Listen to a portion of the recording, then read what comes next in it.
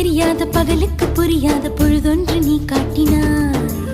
இதயத்தில் நீ இருப்பதனால் நான் தூங்கும் நேரத்தில் என்னுள்ளே தூங்காமல் நெஞ்சுக்குள் வாயாடினாய். கண்ணாடி நீ கடிகாரம் நான் உன்னுள்ளே ஓடோடி வாழ்வே. காதல் எனும் கடுதாசி நீ என்றென்றும் அன்புடன்